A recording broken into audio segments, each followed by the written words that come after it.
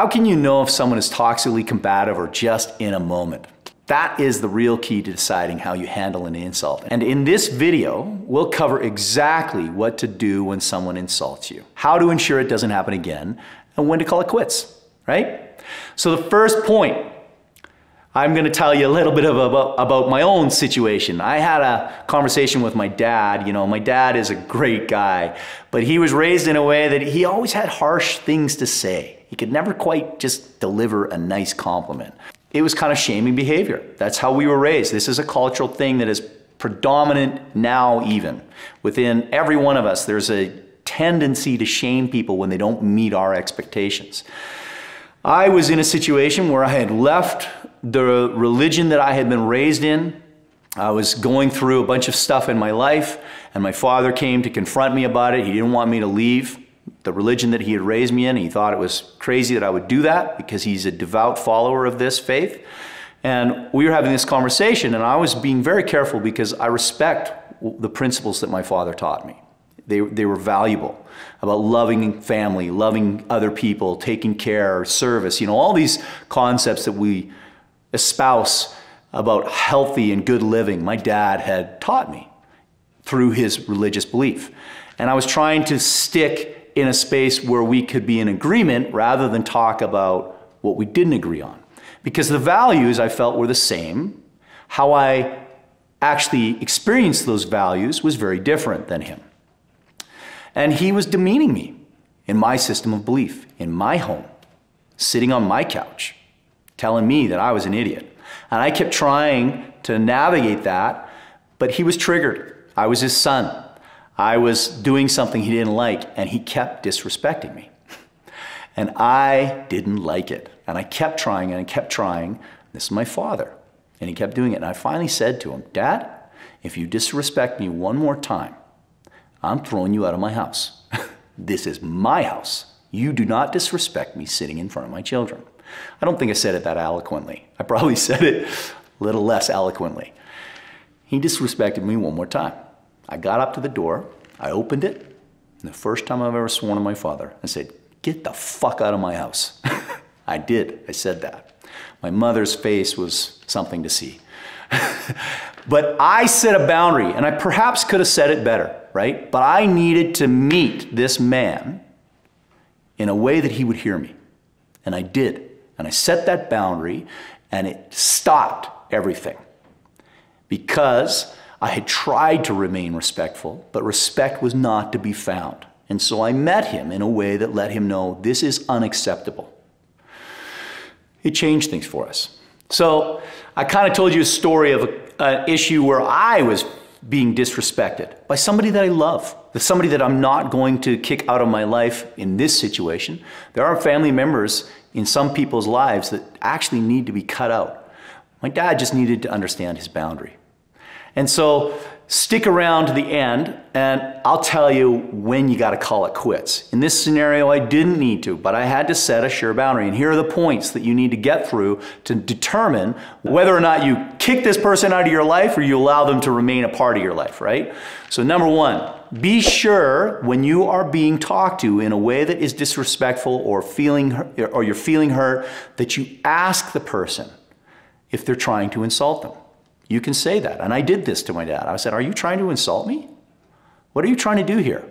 If you ask the person this, 90% of the time, they will walk it back. And every time I asked my dad as he was insulting me, he would say, no, I'm not trying to do that. He was caught in his own world, right? As I was in mine. And we were butting heads in an ineffective way. 90% of the time, when you say that to somebody, they're gonna be like, no, I'm not trying to insult you. We say things all the time that can be insulting, but they may not be the intent of what we're trying to do. That simple question can alleviate a lot of issues when you start to feel insulted. Hey, I feel insulted. Are you trying to insult me? Oh, no, I'm not, right? Very good question asked. Number two, following up. Then what was the intent of your comment? Why did you say, and you repeat the phrase of whatever it is they said, and allow them the space to explain where they're going. And they may hear what you said back, oh, no, I didn't say that, they could say. Or they could be like, oh, I didn't mean to say that, I'm so sorry. What I meant was, and then they explain the intent behind their comment. You get to hear what they intend. They get to reflect on what they're hoping to get out of you with that, right? How are they trying to change you?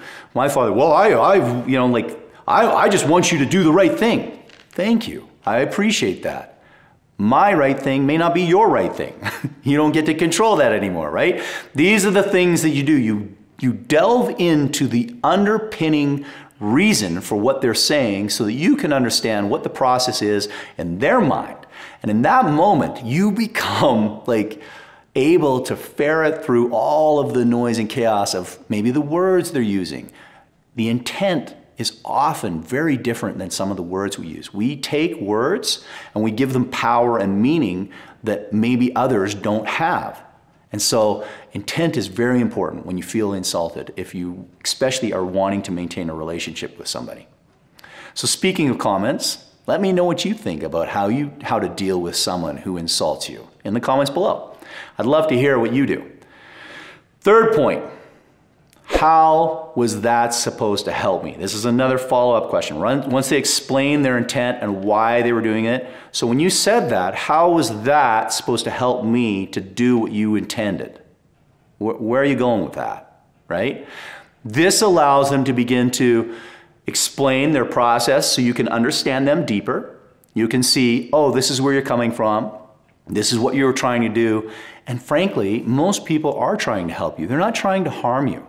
And even if the way they're helping you is faulty, if you can follow these three things, you can begin at least to empathetically see their point of view.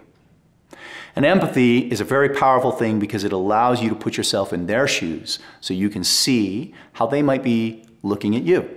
And it gives you greater understanding so that you don't lose it like I did and say, get the fuck out of my house, Dad, right? That's not a good moment for me. So if this is something that you like, I've got lots of videos about relationships and our personal lives in business settings as well. So subscribe. I could really use the help. I'd love to have you come on board. The fourth point is that you need to help these people bring themselves to their own understanding of how they are offending you. As you begin to go through these first few questions and you allow them to explain to you, they will also come to the understanding of what they have done and said that might be striking you as offensive. It gives them that opportunity to see it without you being, you offended me, you're being a jerk, right? That you get into that combative mode and you're not going to be able to really have an effective communication and understanding with each other. But as you go through these questions, it alleviates that combative nature and it allows them to discover for themselves how perhaps you're seeing it, how perhaps their delivery was not the best, right? Fifth thing that you want to do, if they remain combative, if you follow these steps, if you are asking these questions and they remain combative, you put down boundaries to show that you will not tolerate this behavior. And that's honestly what I did. I don't think I was as effective in this moment. I don't think I followed each of those steps as clearly as I'm outlining them to you because I was also getting triggered. I started to get a little annoyed. I could have stepped away, right? But I didn't. I'm giving you one of my failures because our failures are what, when we delve into, really help us to do better the next time, right?